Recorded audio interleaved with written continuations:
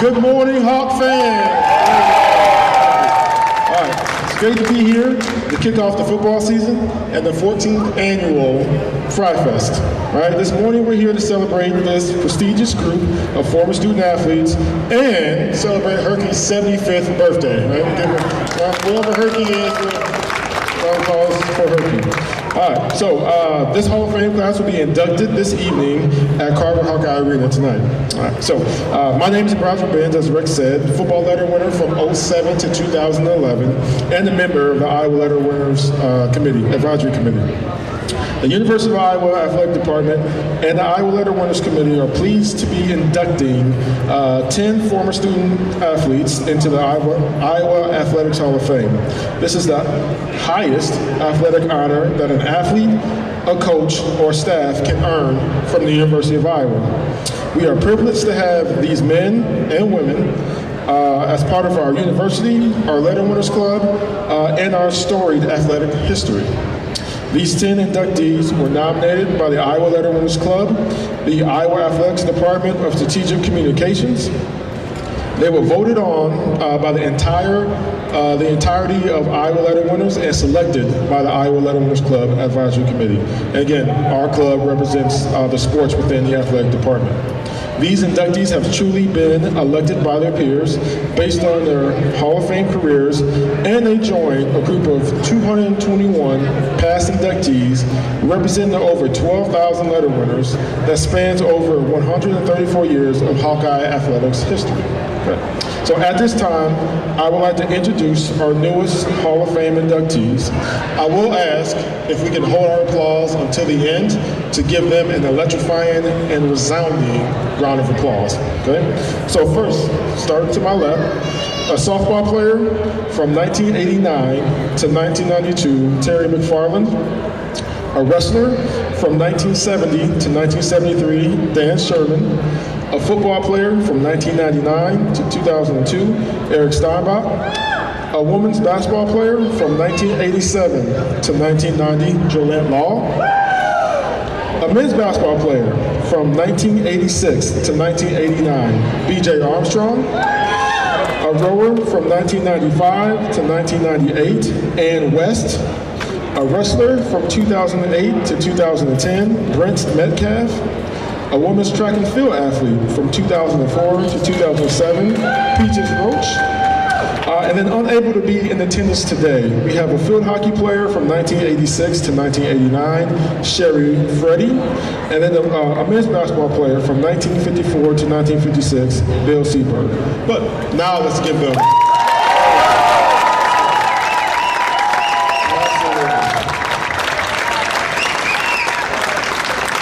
That was awesome. So we'll start with Terry for our first question. So you 10 are the most decorated athletes in your sport.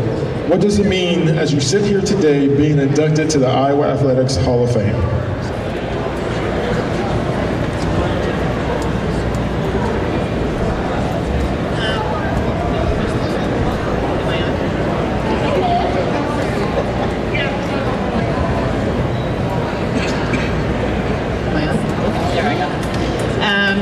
To me, it's beyond the cherry on top of the sundae. We are just celebrating everything we accomplished together, and it means everything to me to be here with my coaches, my team, and my family. Very proud to be a Hawkeye. Always will be a Hawkeye.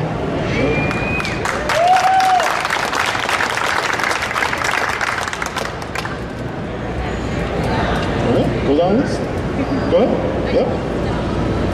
I'm Dan Sherman, and when I looked over the list of the individuals who are being inducted this year and previous years, I was amazed at some of the names I recognized, some of the athletes, and would have to say I'm deeply honored to be a member and inducted this year. Thank you. Eric Steinbach here. I just want to say I'm truly blessed and honored to be given this award and be part of such a special class with all of us former student athletes, and obviously with all the classes before us as well. So just in a great group of people here, and again, truly blessed and honored, and can't wait for this wonderful weekend to, well, it's kicked off now, so go Hawks. I'm Gillette Law. When I got the call from Lisa Bruder, I thought we were going to be talking about how we can continue to give money to the Iowa women's basketball program. But when she came on, she said, no, Gillette, that's not it. I mean, I racked my brain trying to get, who can I get to give money, to give back to the, the women's basketball program. But when she told me that I was being inducted into the Iowa Hall of Fame, it was like a dream come true. It's truly an honor and a blessing. And I'm extremely proud to be a Hawkeye. I'm BJ Armstrong, and I mean, it's just an amazing accomplishment as I look here, I sit here with all these wonderful athletes. So congratulations to everyone here.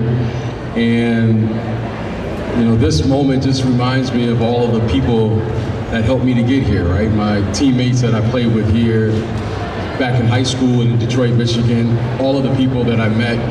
And it's always the people that made this very special. So thank all of you as well for being this and sharing this opportunity, not only with myself, but everyone here. So go Hawks, wherever I go, I'm always reminded how special this place is. So thank you, I'm really looking forward to being here. And it's just a pleasure and an honor to be here playing when I did play back in a long time ago. And to keep watching the Hawkeyes continue the tradition. Thank you. I'm Ann West. I rode here 94 to 98, as Broderick mentioned. Again, an incredible privilege to be up here at the table with all of you, to enter that hall with the names that are there, and all the names that are not, who contributed to the place that Iowa is in their own ways and great successes. I have the privilege of representing rowing as the first inductee, and so for me it has special significance to represent the women of that sport the last 30 years to walk into the hall. Thank you.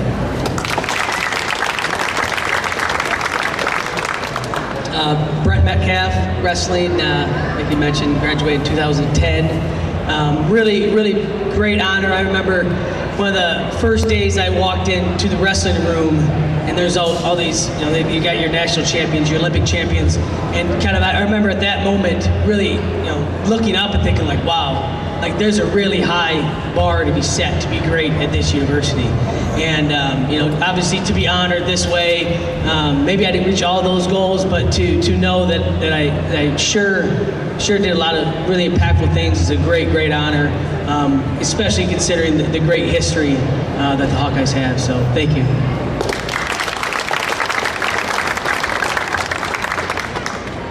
Teachers Roach, track and field, class of 2007.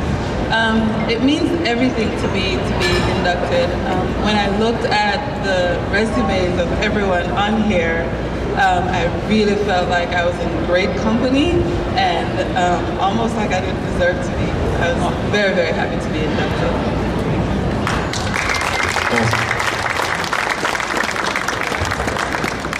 So Terry, so we don't put you on the spot every single time for every question, we're going to mix it up. So Jolette, I'm actually going to ask you to go first for this next question. All right, so the question is, so many of you were coached by Hall of Fame or future Hall of Fame coaches. Bucky O'Connor, C. Vivian Stringer, Gail Blevins, just to name a few. Are there any coaching or life philosophies that you took away from your coaches while you were a player? Absolutely. When I think about all my coaches, when I think about C. Vivian Stringer, she was always a stickler about telling us to be prepared. She said preparation is key. In anything that you do, always be prepared. So in everything that I do now, I will try to be prepared, overthink things, analyze things, and try to bring the best things to fruition. But she also always told us, just whatever you do, just make sure you give your all, and hard work matters. So I take that with me every day. Absolutely, thank you. Will anybody else like to answer?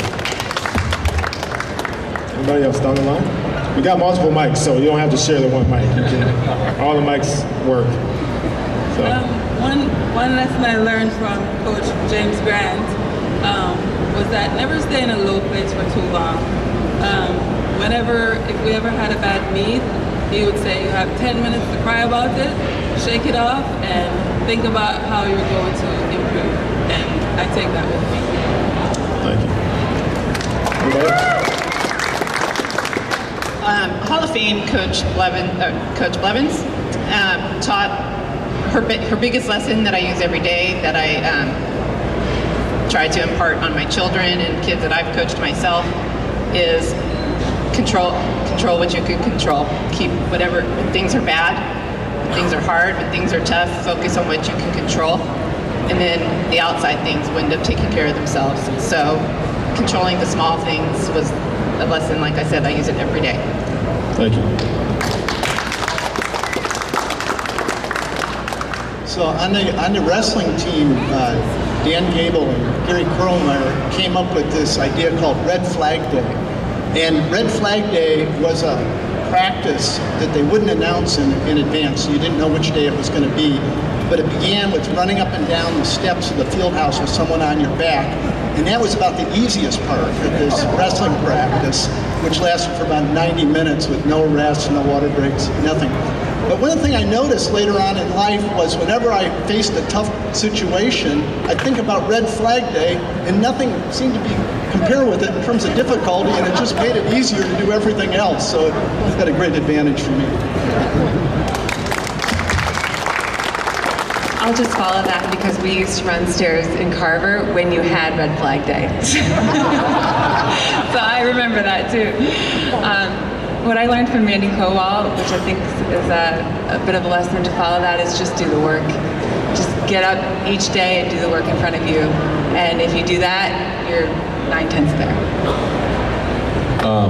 Eric Steinbeck again. I was fortunate to be coached by two legends. One was obviously the man, Hayden Fry. He was the one who recruited me. Had 1 year with him. And then Coach Ferentz took over and had 4 years with him.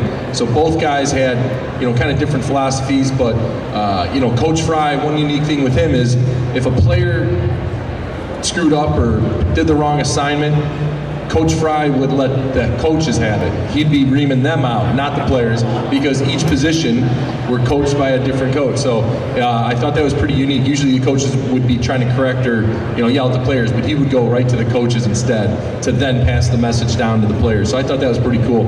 But freshman year, being a redshirt was kind of a blur. But for the 4 years I had with Coach Ferentz, he was just, the consummate pro. With teaching, coaching, holding players accountable. In the off seasons, if we were 5 minutes early, we were late. And it was just holding you to a higher standard, doing things right. Every rep had to be right. All the classroom work that we put in. And I try to instill that with my boys today, and they probably listen half the times. But it's just coming to work as a pro, being on time, and doing your job. If you do those things, you have a higher chance of being successful. And Kirk's done that now for the last 25 years. So obviously he's come up with a good model, coaching philosophy, strong foundation, and it's obviously held true for 25 years. I was recruited here by Coach George Raveling, who ended up leaving school here, and Tom Davis for the next 3 years. And I remember as a young man, Coach Davis always said that my best was good enough. And that was very impressionable to a young person, to knowing that if I just did my very best, that was good enough for any moment. So I've kind of carried that on for the rest of one of the things I've always tried to implement and share and inspire other young people.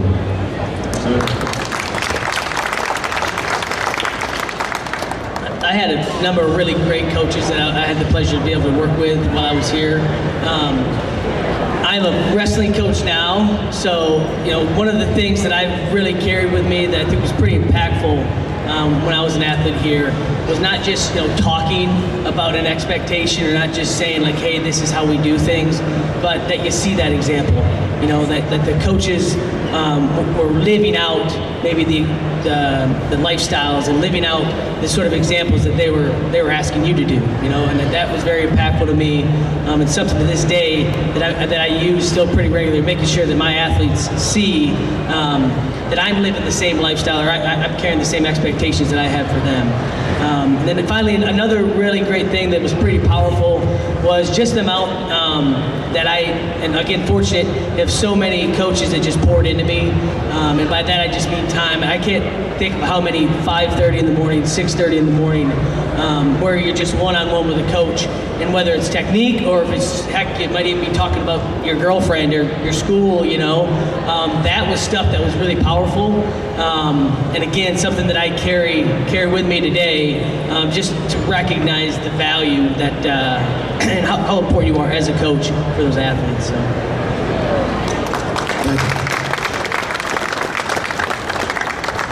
So for this question, Peaches, we're actually going to start with you. All right. So obviously, you all made the Hall of Fame. You all have awesome accolades. You've been a part of a lot of special teams, special masters, races, if you will.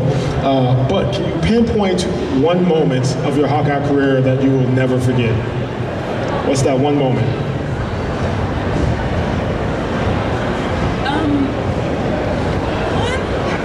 Just one. We only got time for one. So. On time crunch here. Everyone gets one. My one moment would be achieving academic All-American. Okay. My athletic stuff happened easily and natural enough, but freshman year was a bit of a transition for me.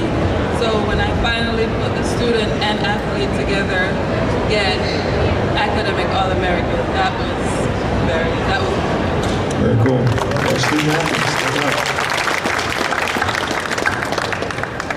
Fortunately, I've been asked this question a lot, so I've got it teed up. I too have had a lot of really awesome moments. Mine is, you probably have to know the history, my own personal history a little bit to see the significance. But my my first year here wrestling at the University of Iowa, I won a Big Ten title, and in order to win that Big Ten title, I had to beat a guy named Dustin Schlater from Minnesota. And ironically, him and I had history since we were growing up, like 8 years old. His brother used to beat my brother. He used to beat me all the time. I always tell people if we had a record, it was probably, I had 2 out of the 100 matches that we wrestled. So he won a lot of them.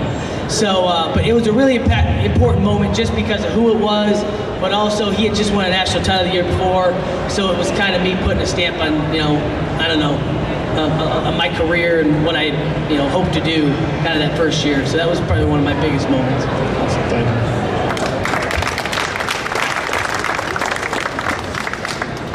you. Beating Wisconsin.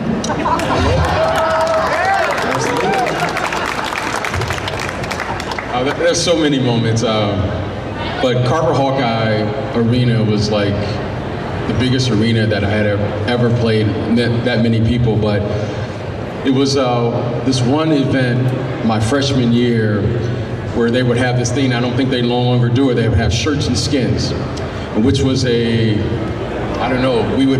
basketball team would come play before the football game on Saturday, and the whole arena would be sold out at like 8:30, 9 in the morning just to watch. I'm sure some of you probably attended those, and I thought, this is like insane, like that people would just show up to watch a shirts and skins game. So Coralville Hawkeye was always very special, and the people and the support there was great. So that moment really stuck out to me. Thank you. Well, academically, walking across the stage, getting my degree, and my parents and my brothers being there to see that, coming from a small town, Florence, South Carolina, and coming here and being able to go back home and said I made it. I took a big step leaving home to come to this great university, and academically get my degree. That was special.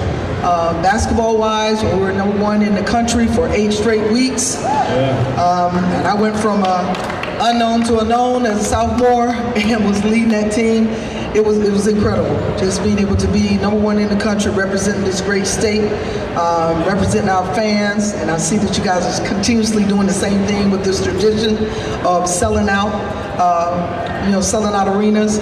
But when we're number one in the nation, you know, representing the great state of Iowa, that will always be very special to me.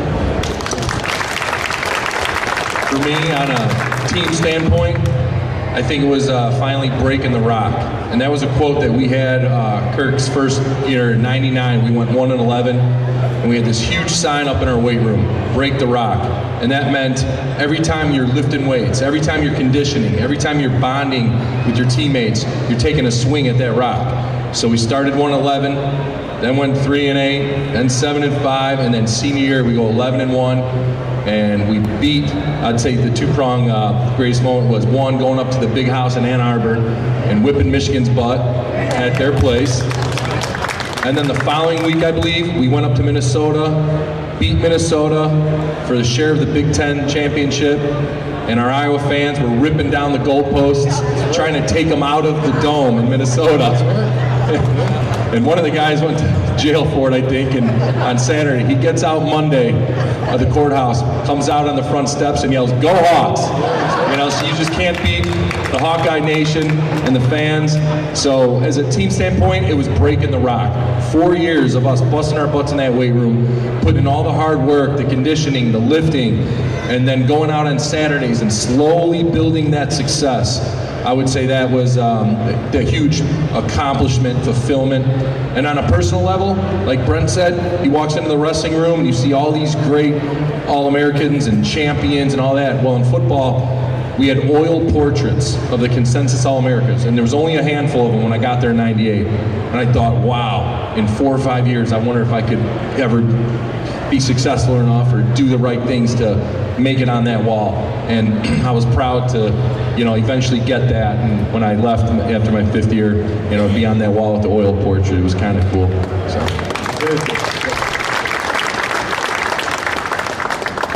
So my senior year, we had not wrestled Iowa State in many years, like over 20 years, I think. And when Dan Gable came, he wanted to change the schedule, and we have a dual meet every year, Iowa versus Iowa State. And I was going to wrestle one of Iowa State's better wrestlers. And in the match, I ended up winning 8-7. In the match, there was this one move where it was the strangest photo you've probably ever seen of a wrestling match, but I escaped from this Iowa State opponent. And they took a picture, and it was in the Des Moines Register, and the caption to the picture was, "The chicken flew out of the chicken coop," because it's exactly what it looked like. I looked like a chicken escaping from a chicken coop. It's actually my favorite wrestling photo.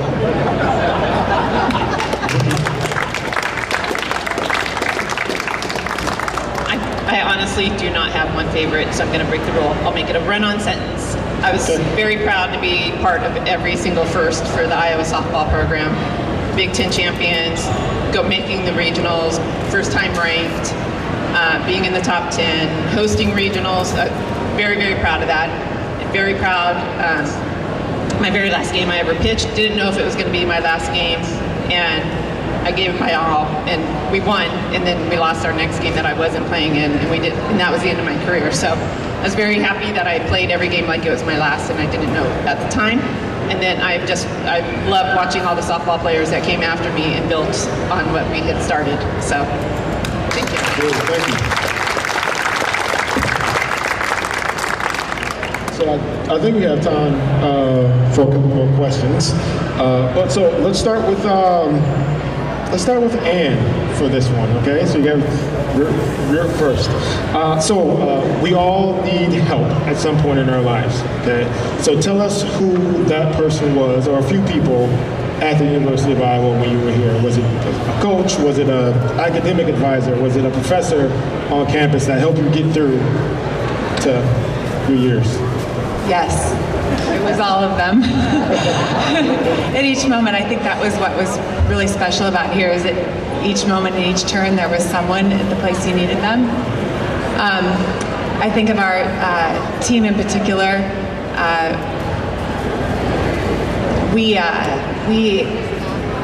My class, one of our rowers had tragically lost a boyfriend in the middle of the season, and we drove to the funeral in central Iowa, and it was sudden, and the entire team, every single member was there in the front row with her, and a lot of athletic staff was there. People who just are there every day supporting student athletes and supporting the people that are having their careers here. It goes so far beyond being a student, being an athlete, and the entire department and the entire staff was part of that experience for us, and that really meant a lot. Thank you. Anybody else? I'd say, three people for me. It's an easy answer. Obviously, Coach Ferentz. The tutelage, the teaching, the way he wanted his program to be ran, I think had a lot to do with my and my teammates' personal success, especially the offensive line, because he was an offensive line guru, that was his specialty. And then he hired a guy by the name of Joe Philbin, and he was probably the best teacher any of us could have when teaching, any position, especially the position of offensive line. Having those two guys, coach us and have us do it the right way with the right technique, repetition after repetition. It was a direct correlation to the success of the offensive line that we had over those 4 years. And then lastly, our strength coach, Chris Doyle. He's one of the best in the country. Guys didn't go anywhere to train for the combine if you had, able to go to the NFL. We always stayed here in Iowa City to train. And in those 4 years under Chris Doyle and all the weights that we lifted and made us bigger, faster, stronger, again, direct correlation to the success on the field. We were the biggest, fastest, strongest guys in the Big Ten, and it showed through all the hard work we have. So those three guys for me.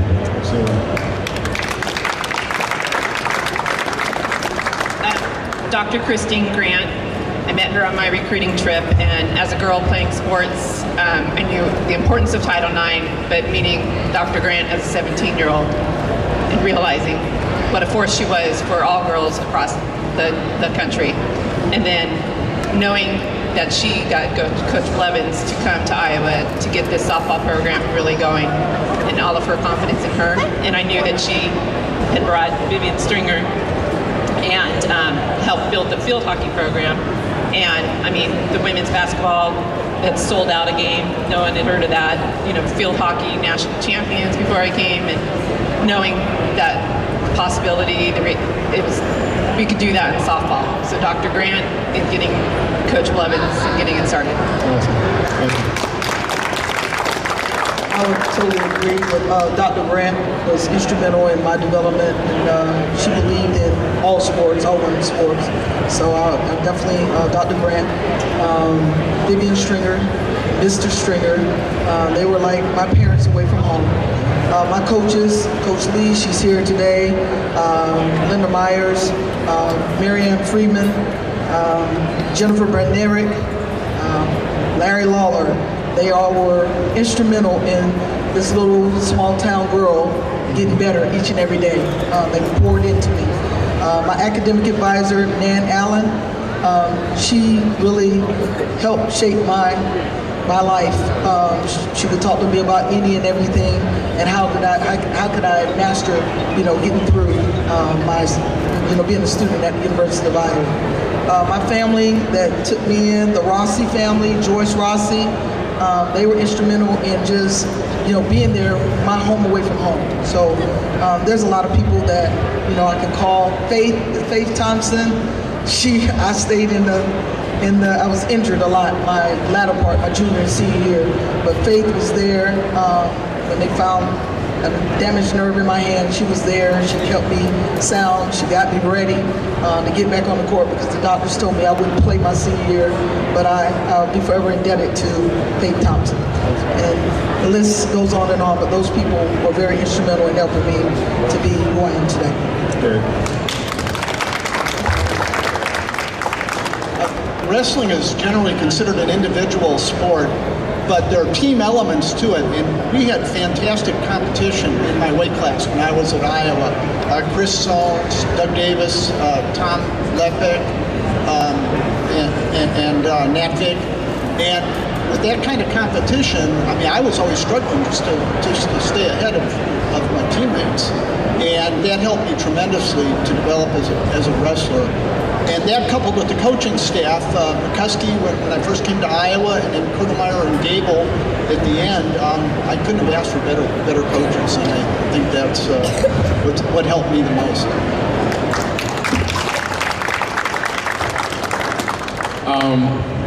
There were so many people. I think I could be up here all day, but there were so many people that you have to thank. And when I say this is truly a family of people that helped me, that behind the scenes. So thank everyone that was there. But the one thing I was very thankful of was three people in particular in the leadership that really inspired me when I first came here. And believe it or not, was Coach Fry. Always had a kind word. Every time I would see him from time to time, he was such an iconic figure. And when you did see him, it was like, that's Coach Fry. But he always had a kind word, and he did that with everyone. He would make you feel very special. So Coach Fry was one. At the time, there was an athletic director. His name was Bump Elliott. And he took a personal interest in all the athletes. He would come, he would speak with you. When your family would come visit, and he knew you by name, which I thought that was just incredible, that he always took time. And then, of course, Coach Davis, who I worked with on a day-to-day basis, what he did for all the athletes on and off the court. And it took an interest in us, not only when we played there, but when we graduated, which was very important in keeping up. So, those three people in particular, but there were so many people there that I owe thanks to, and all special to me. Thanks.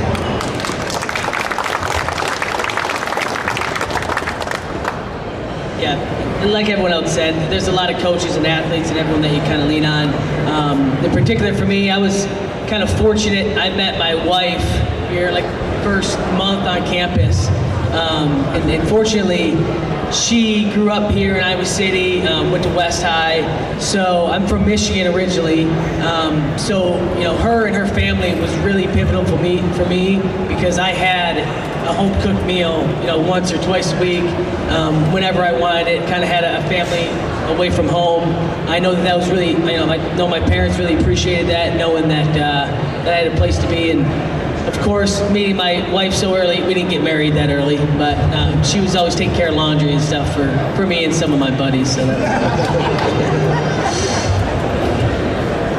Like everyone else has said, it takes a village, and our village is huge here. All our coaches, Coach Grant comes to mind, my event coach, Coach Houston, Mr. Fred Mims was very instrumental. I remember I used to go in his office and just talk to him about anything, even if it wasn't athletics, he would care. Nancy Parker, all my academic advisors, like everyone that we've interacted here has really helped us to get to the end. Awesome. So we have time for one more question, and we'll start with you again, Terry. So this is the last question. What does the University of Iowa and being a Hawkeye mean to you all?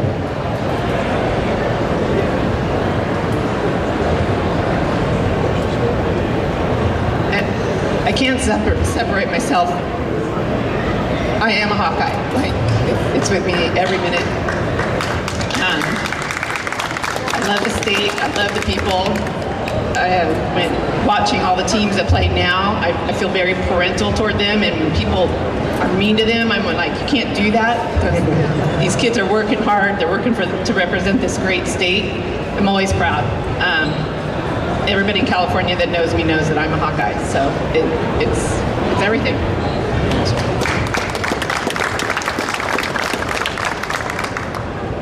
I would say that my 4 years at Iowa were a foundation for the rest of my life, and helped me in my career.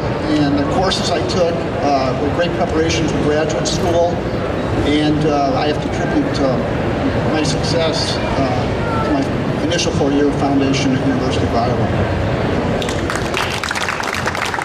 Yeah, this is an easy question. I mean, it's such a special place. The University of Iowa, the people, like Terry said, the state of Iowa. I always say I've never met a mean person in Iowa, you know, from Iowa. It's such a great state. There's no professional sport here, so I think Hawkeye fans just pour all their, you know, energy into it. They bleed yellow and black. And just to be able to play here and have my parents, you know, be less than 3 hours away in the suburbs of Chicago to come to all the home games. I had so much support from all my friends and family while playing here. So just, it's a truly special, you know, campus and university, and so happy that I got to play here.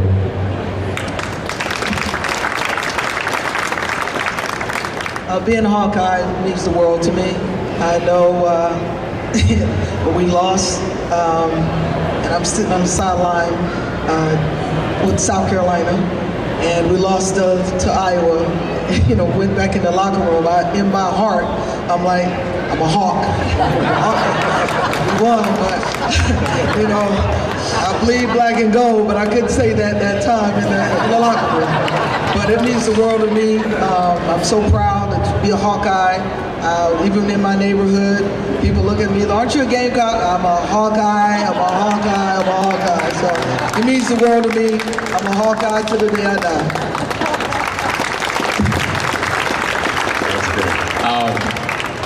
No matter, it's the people. The people mean everything, and having been very fortunate to travel all around the world, and no matter where you go, you will get a "Go Hawks," and you will all turn around, right? And then it's like one of the coolest things. So it's the people, the energy, and it's just great to always come back and to be with your family, because you know, once you're a Hawkeye, you're always a Hawkeye.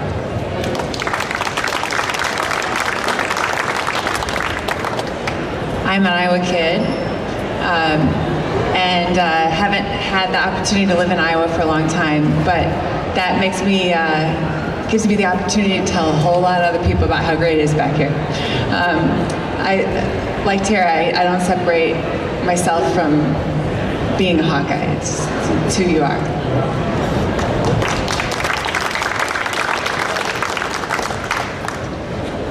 It's something I'm very proud of. I actually ended up at the University of Iowa by accident, just from a coaching change. So I honestly did not know, I don't think growing up, all the great history that came with the sport of wrestling in the state of Iowa and the University of Iowa. So to me, it was quite an honor showing up here and being like, wow, like this is the big leagues, man, this is awesome. And then I've lived in the state of Iowa ever since I moved here back in '06.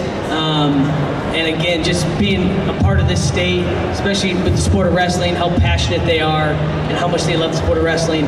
There's nowhere else in the world I would rather live. So very, very proud. Thanks. Being a Hawkeye means the world to me. I remember when I came on my recruiting trip, and all I could think was just how nice everyone was. People were just so nice. And you come here, and it's the same. They don't change. They're very, very nice. I remember when they put up the No Excuses banner up in football, and that's how I feel. Like, if you're a Hawkeye, there's no excuses for you to not accomplish the things that you want to or need to in life. No excuses. Go Hawks.